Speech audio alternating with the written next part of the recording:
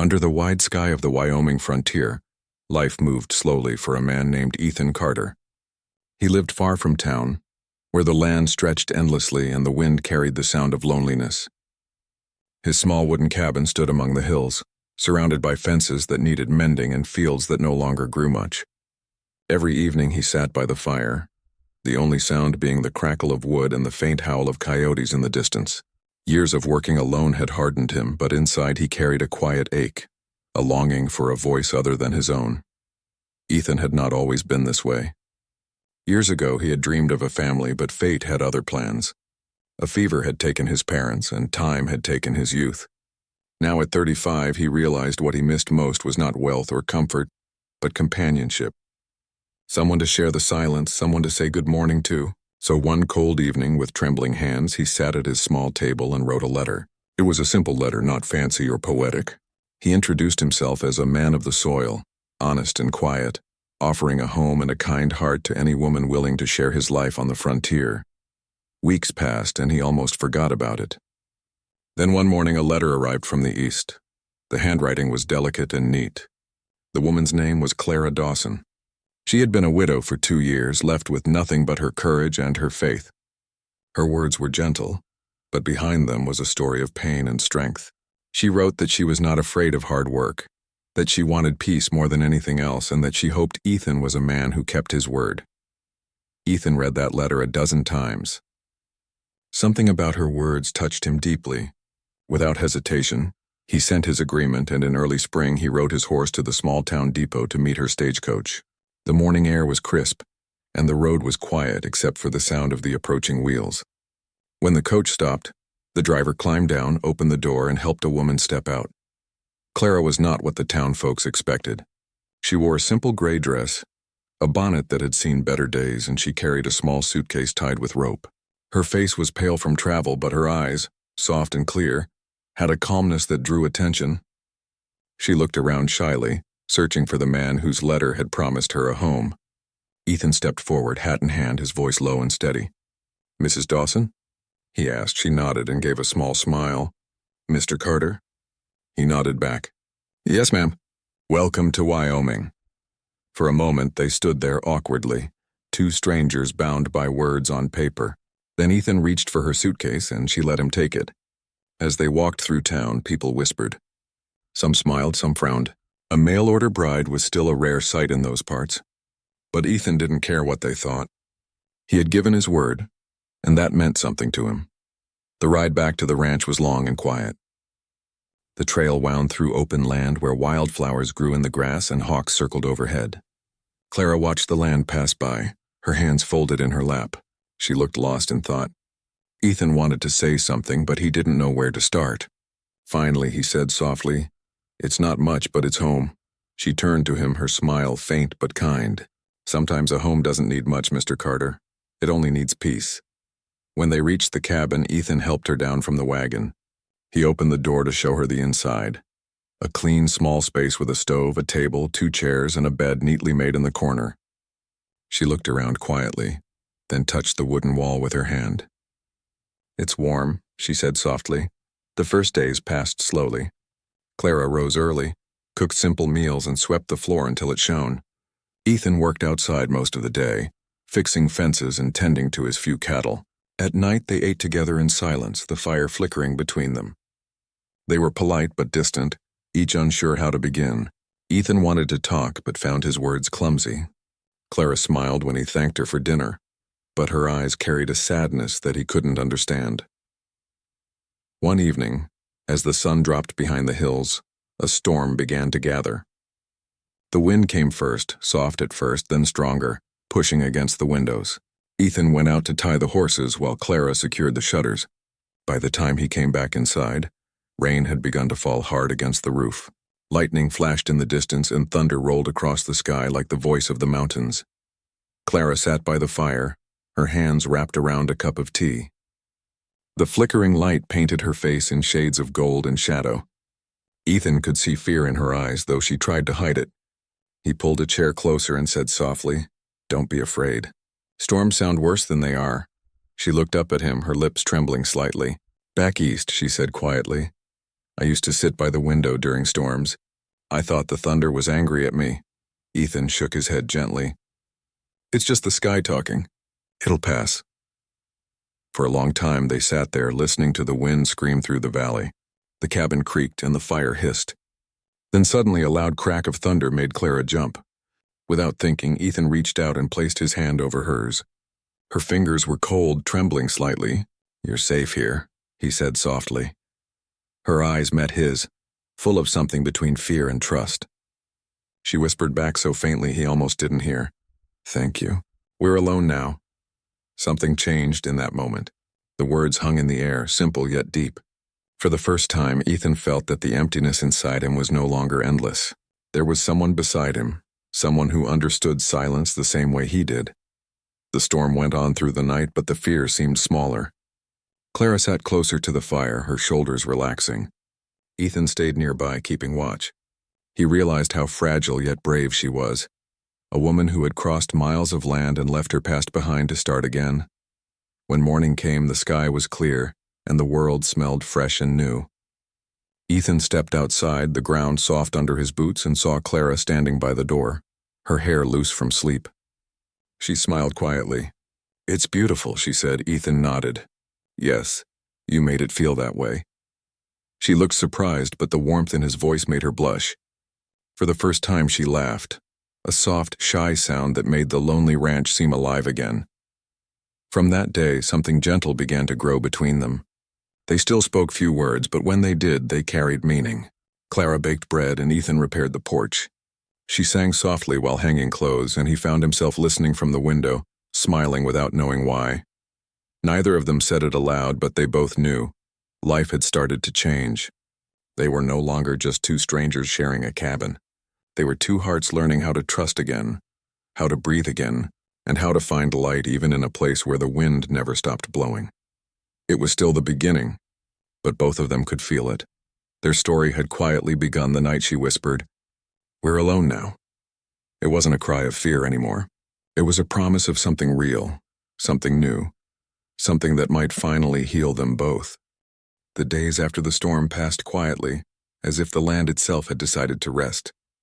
The air smelled of wet grass and new beginnings. Ethan worked from sunrise to sunset, repairing fences, checking cattle, and clearing the trail that the rain had washed away. Clara, meanwhile, moved gently around the cabin, her steps soft but purposeful. She had brought order to the little home. Clean curtains now hung at the windows. The table had a cloth over it, and the smell of warm bread filled the air each morning. Still, there was a kind of silence between them. Not cold or distant, just full of unspoken things. Ethan was a man of few words, and Clara was still learning how to feel safe again. When she smiled, it was soft and careful, like someone who hadn't smiled in a long time. Ethan often watched her when she didn't notice. He saw how her hands trembled sometimes while washing the dishes, or how she looked toward the hills whenever she heard the sound of horses in the distance. He didn't ask why. He knew everyone carried ghosts from their past. One afternoon, as Ethan was mending a fence near the north field, he noticed something unusual. On the far ridge stood a lone rider, motionless, watching the ranch. Ethan squinted under the bright sunlight. The man's hat was low and his coat was dark. He didn't move for several minutes, then suddenly turned his horse and rode away. Ethan felt a strange chill run through him. He looked around but saw no one else. When he returned to the cabin that evening, Clara was at the stove stirring soup. Her face was pale, her hands tight on the spoon. Ethan set his gloves on the table and said quietly, "I saw someone today, on the ridge, watching the ranch." The spoon slipped from Clara's hand and clattered against the pot. She froze, her shoulders stiff. Ethan saw fear flash in her eyes before she turned away. "Clara?" he said softly. Her voice shook. "He's found me." Ethan frowned, confused. "Who?" She took a long breath before turning around. Her eyes were full of worry, but she tried to stay calm. "The man who followed me," she said quietly. "I thought I left him behind when I came here, but I was wrong." Ethan waited, not speaking, letting her find the courage to continue. She sat down slowly and began to tell her story. Back east, before she ever received Ethan's letter, her late husband had fallen into debt. After his passing, one of the men who lent him money began visiting her house, making demands she couldn't meet. When she refused to sell her wedding ring or move into his house, his tone changed. He began following her in town, spreading rumors, frightening her at night by knocking on her window. He said I owed him, Clara whispered. He said I belonged to him now. Ethan's hands tightened into fists, but he stayed silent. She continued, when I heard about mail-order marriages, I didn't see it as love. I saw it as safety, a way to disappear. I answered your letter because you sounded kind. Her voice broke at the end and she lowered her eyes. Ethan stepped closer, his voice firm but gentle. You're safe here, Clara. I don't know what kind of man he is, but he won't touch you on my land.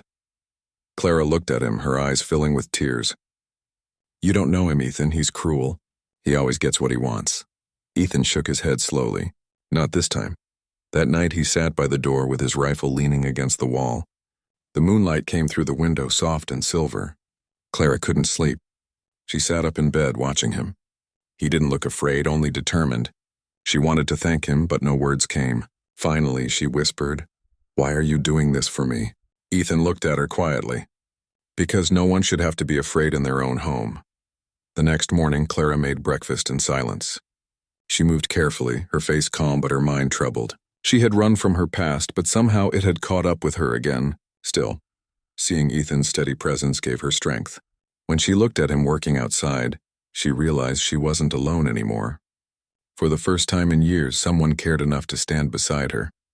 Days went by and the stranger didn't return, but the feeling of being watched never fully left them. Clara avoided going far from the cabin. Ethan worked close to home, keeping an eye on the horizon. In the evenings, they sat together by the fire. He read from an old book sometimes, his voice low and deep.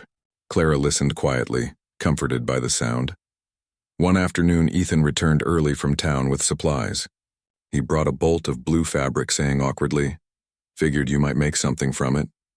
Clara smiled, a real gentle smile that reached her eyes. It's lovely, she said softly. She hadn't been given a gift in years. That evening, they shared supper in easy silence. For the first time, Ethan saw a bit of color in her cheeks. But later that night, as she prepared for bed, there was a sudden knock at the door, slow, heavy, and deliberate. Both of them froze. Ethan reached for his rifle and motioned for her to stay back. He opened the door slightly, just enough to see a man standing outside under the moonlight. The man's eyes were sharp and cold. His voice was smooth but carried an edge. Evening, he said. I'm looking for a woman who came west a few months ago. Name's Clara Dawson. Ethan didn't blink. No one by that name here? The man smirked. Funny, because I saw her by the window. Ethan stepped forward, blocking the doorway. You best turn around, he said quietly. You're trespassing. The stranger's smile faded. You don't know who you're dealing with, friend. Ethan's tone stayed calm. Doesn't matter. You're on my land, leave. The man's eyes narrowed. He looked past Ethan, saw Clara's pale face in the shadows, and his smile returned, darker this time. Tell her I'll be back, he said, then turned his horse and rode off into the night. When Ethan closed the door, Clara sank into a chair, trembling. He'll come back, she whispered. Ethan placed a hand on her shoulder. Then we'll be ready. That night, neither of them slept. Ethan sat by the fire, thinking about what to do. Clara sat beside him, staring into the flames. After a while, she said softly, All my life I've run from things. Maybe it's time I stop.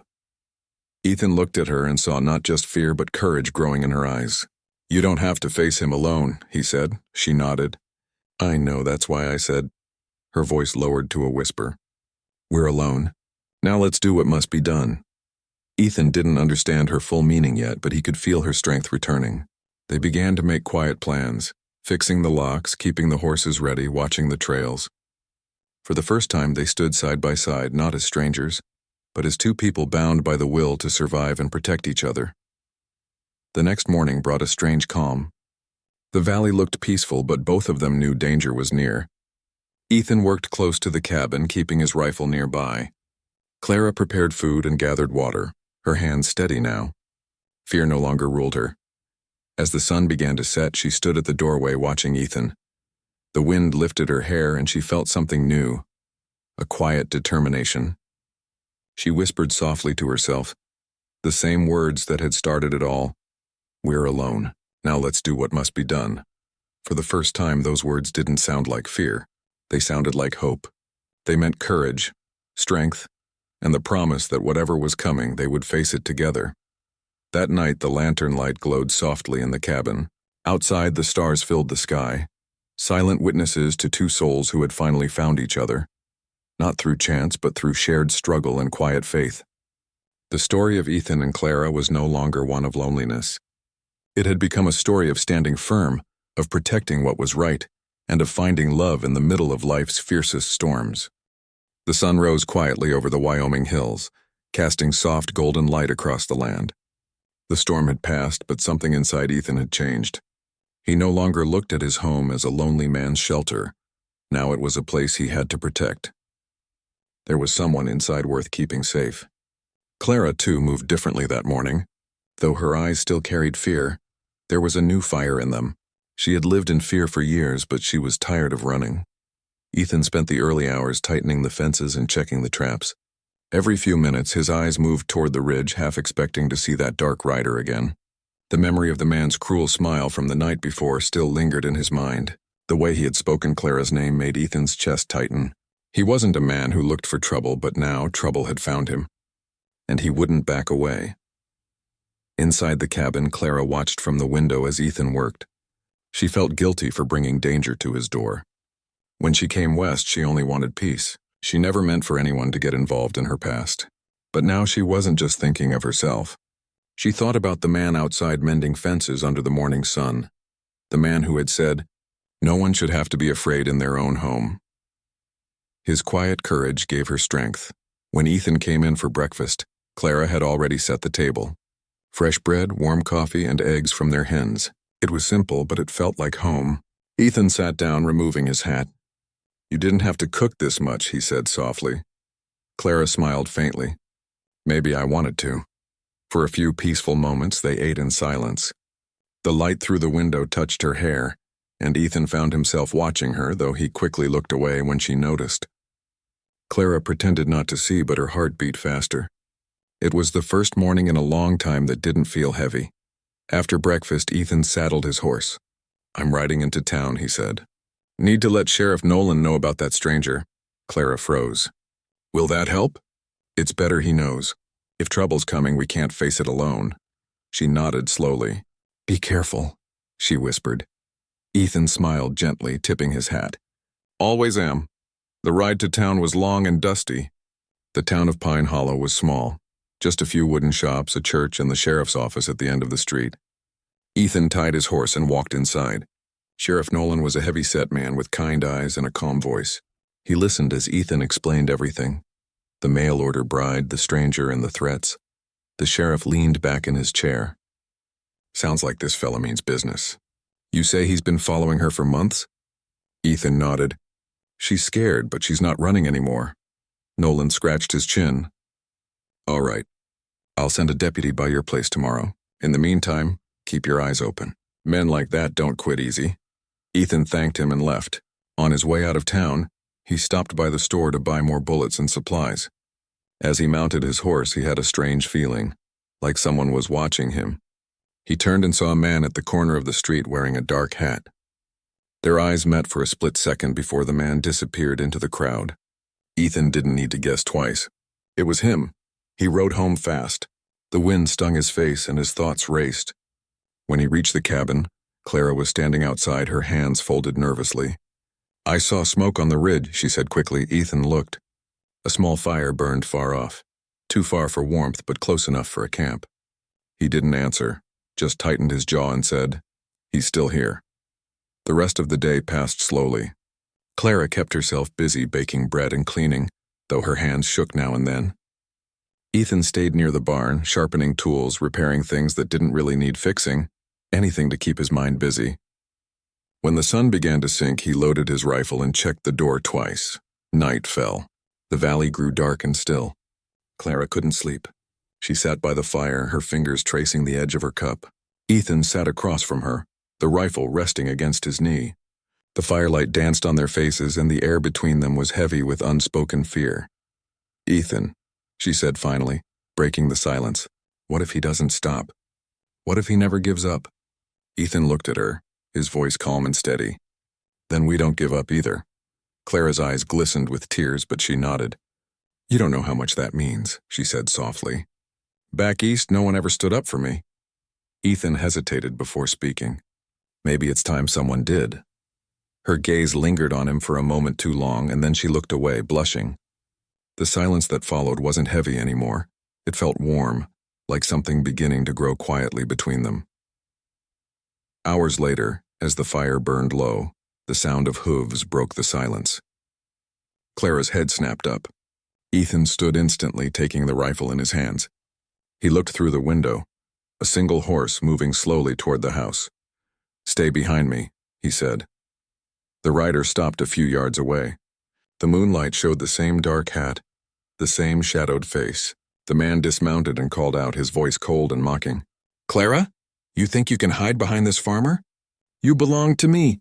Ethan stepped out onto the porch, his voice firm. That's enough. You'll turn around and leave. The man laughed, a cruel sound that echoed in the night. You think you can keep me from her? Ethan raised the rifle slightly. I don't think. I know. The stranger's hand moved toward his belt, but he hesitated. Maybe it was the look in Ethan's eyes. Calm, steady, and certain. After a tense silence, the man spat on the ground.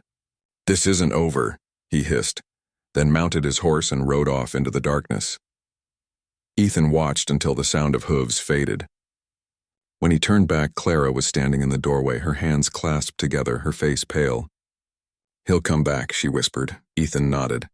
I know. She looked at him for a long time. Then we need to be ready. That night, as thunder rolled again in the distance, Clara spoke softly but firmly. We're alone. Now let's do what must be done. Ethan understood this time. She wasn't speaking out of fear. She was ready to stand with him. Together, they began to prepare. He checked every window, reinforced the door, and made sure the horses were tied in the back away from sight. Clara packed food and water, just in case they needed to leave quickly. They moved without panic, but with quiet determination. As the storm approached, Ethan lit the lanterns. The cabin glowed warm against the cold night outside. Clara stood beside him, no longer trembling.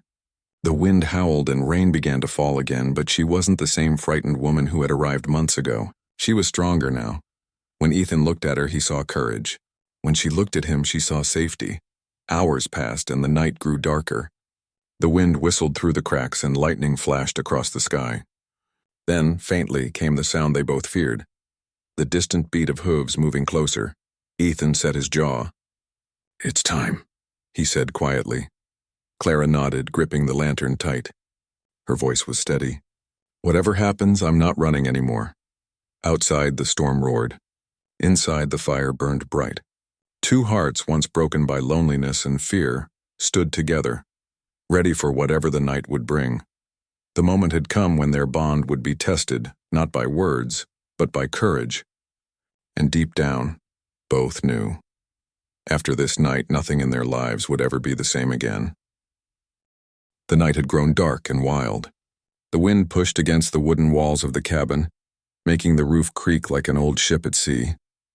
The lantern on the table flickered, throwing long shadows that danced across the room. Ethan sat near the door, his rifle resting on his lap, his eyes calm but alert. Clara stood by the window, her hand pressed against the glass, watching the lightning flash across the valley. Each flash lit up the hills for just a moment, and in that moment, she hoped not to see the shadow of the man who had threatened them. But deep down, both of them knew he would come. Men like him never stopped when they wanted control. The storm might have scared others away, but not him. To Ethan, that meant he had to stay strong for both of them. Hours passed. The storm howled louder, the rain hitting the roof like thrown gravel. Then in the middle of the noise came a sound that didn't belong. Hoofbeats, slow at first, then louder, closer. Ethan stood, his grip tightening around the rifle. Clara turned from the window, her face pale but steady. He's here, she whispered. Ethan nodded once. Stay behind me. The sound stopped just outside. For a moment there was silence, broken only by the wind whistling through the trees. Then came a voice, a cruel, familiar voice. Clara, open the door. You know you can't hide forever. Clara's hands shook, but she didn't move.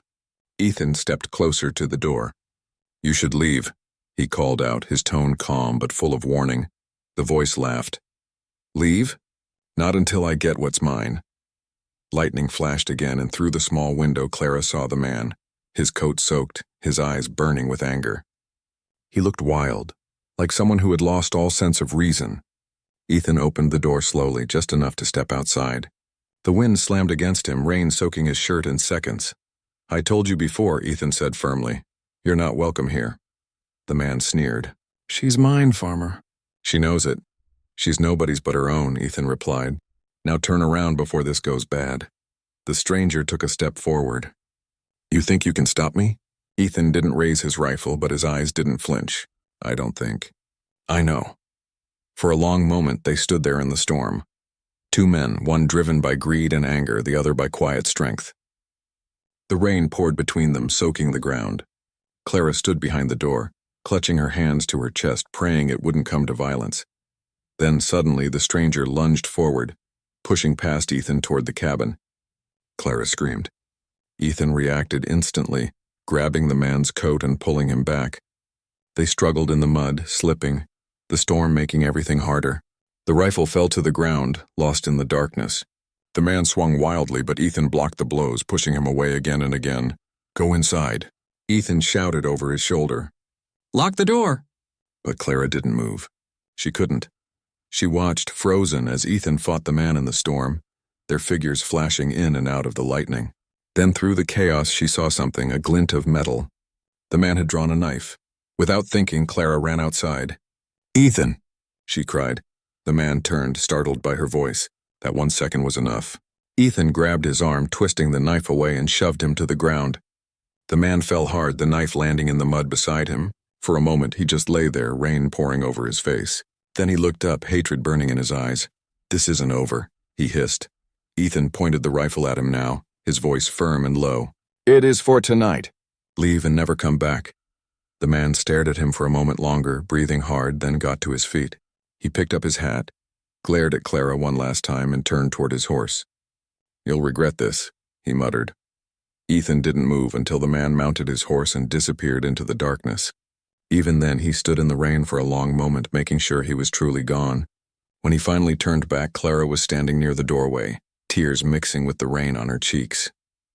"You could have been hurt," Ethan said softly. "So could you," she whispered. "I couldn't just stand there." He looked at her for a long moment, his expression softening. "You were brave, Clara," she shook her head. "I was just tired of being afraid." They went inside, soaked to the bone. The fire had nearly gone out, so Ethan added wood until it came back to life. Warm light filled the room again, chasing away the cold. Clara wrapped herself in a blanket, her hands still trembling.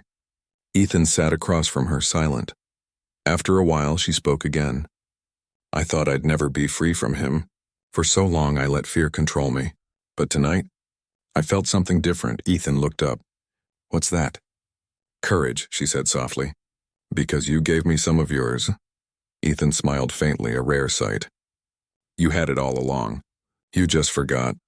For the first time since she arrived, Clara laughed quietly, the sound warm and full of relief.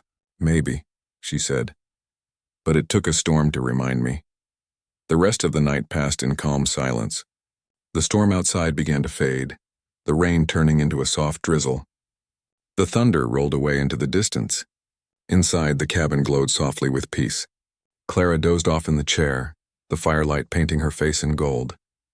Ethan watched her for a while, feeling something gentle grow inside him, a feeling he hadn't allowed himself to feel in years. It wasn't just duty or protection, it was care, real care. When morning came, the world was bright again.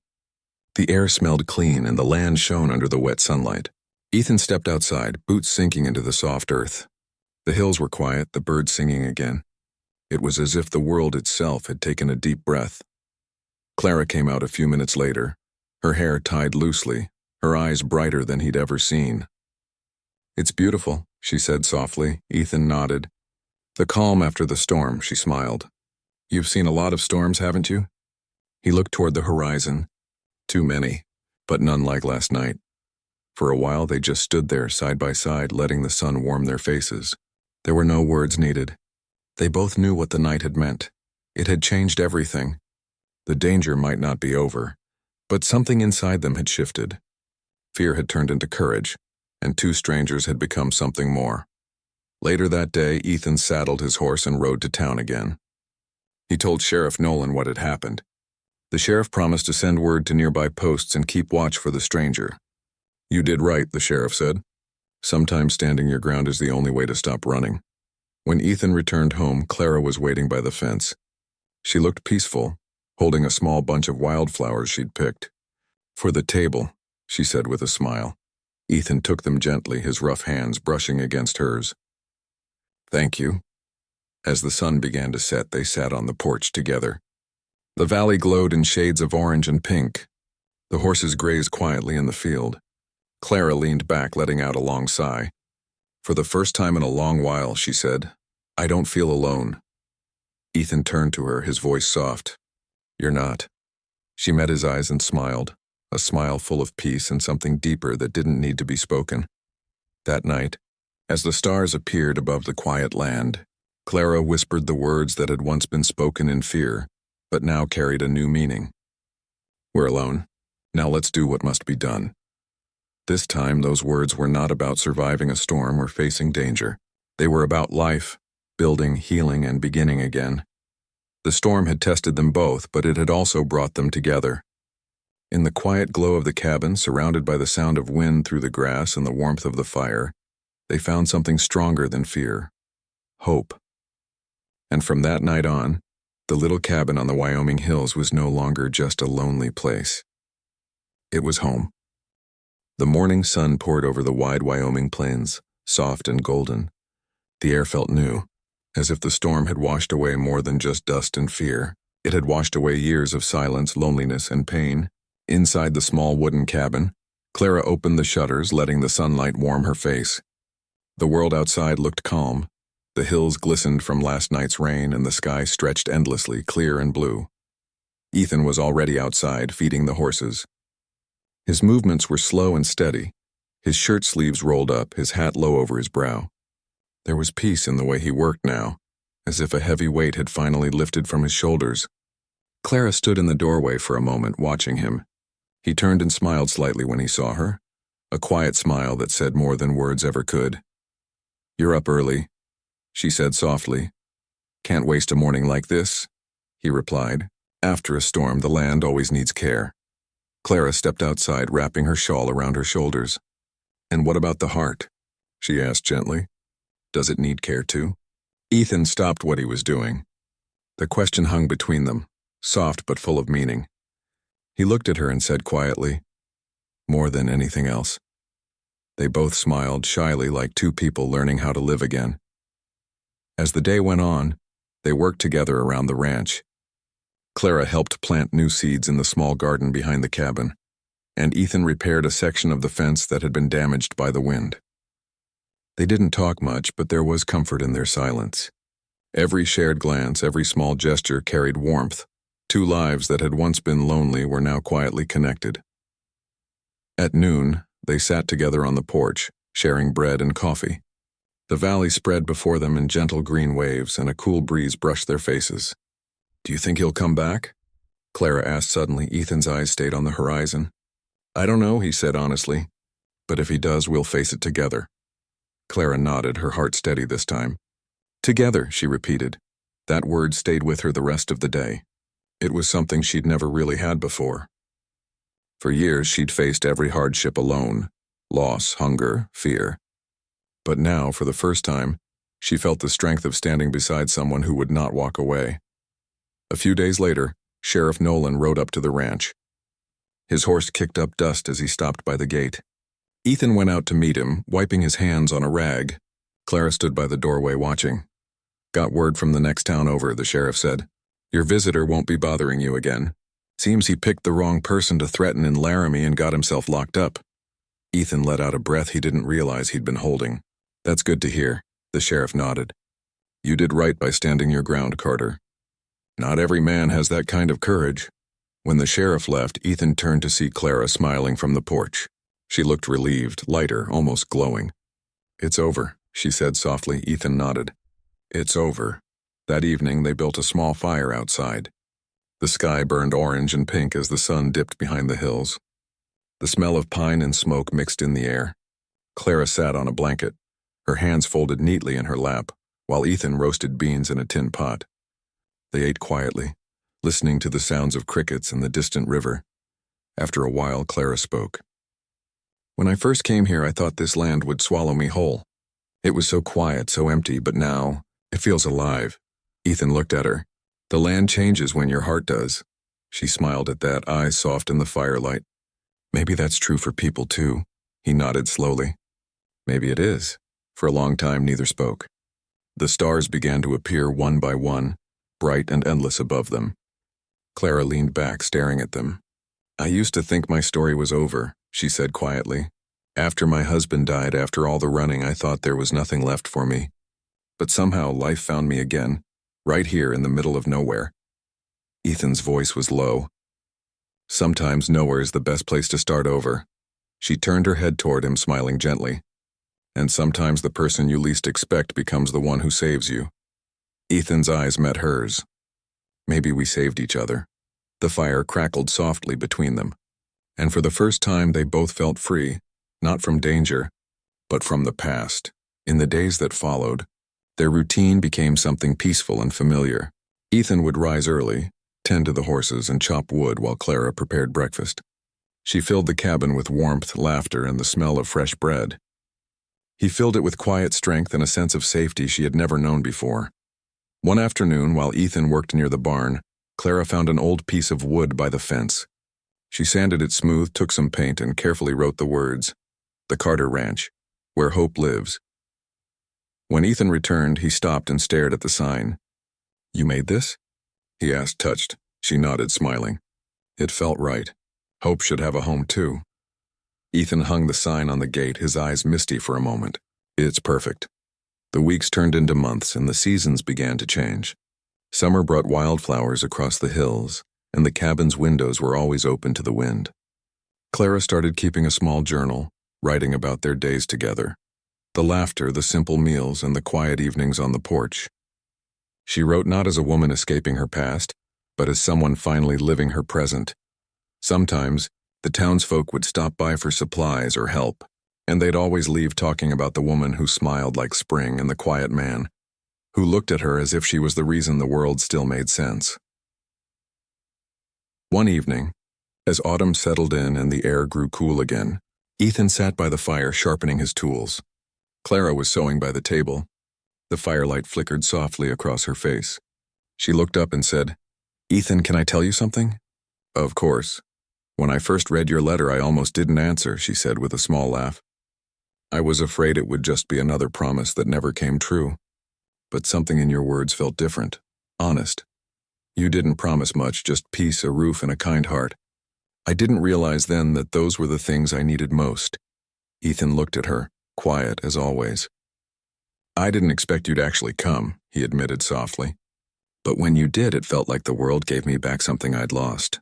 She smiled warmly. "What was that?" "Purpose," he said simply. "A reason to care again." For a long moment, they just looked at each other, both understanding without more words. The fire popped, filling the silence with a gentle rhythm. Later that night, they stepped outside again. The air was crisp, the stars clear and bright. Clara looked out over the land, remembering all that had happened. The fear, the storms, the courage, and the calm that followed. She turned to Ethan and whispered, just as she had on that first stormy night, "We're alone. Now let's do what must be done." This time the words were full of life, not fear. She meant living fully, planting new seeds, mending fences, and building the quiet, lasting kind of love that grows from trust and kindness. Ethan smiled, his voice steady and warm. "Then let's do it, Clara." They walked hand in hand back to the cabin. The lamp inside glowed softly, casting golden light through the window. The same cabin that had once held loneliness now held laughter, hope, and two hearts that had found peace. From that night on, the Carter Ranch became known in the valley as a place of safety and kindness. Travelers stopped there for warmth, and neighbors always spoke kindly of the couple who turned storms into sunshine. And though the world around them kept changing, one thing never did. Every time the wind howled through the hills, every time a new storm rolled in, Clara and Ethan would look at each other and remember the night that changed their lives. For them, storms were no longer something to fear. They were reminders that after the darkest nights always came the light, and that sometimes, in the quiet corners of the world, love could be found not through grand gestures, but through the courage to stay to protect and to believe again. Their story, whispered by the wind across the valley, lived on, a story of two souls who once faced the storm and together found their dawn.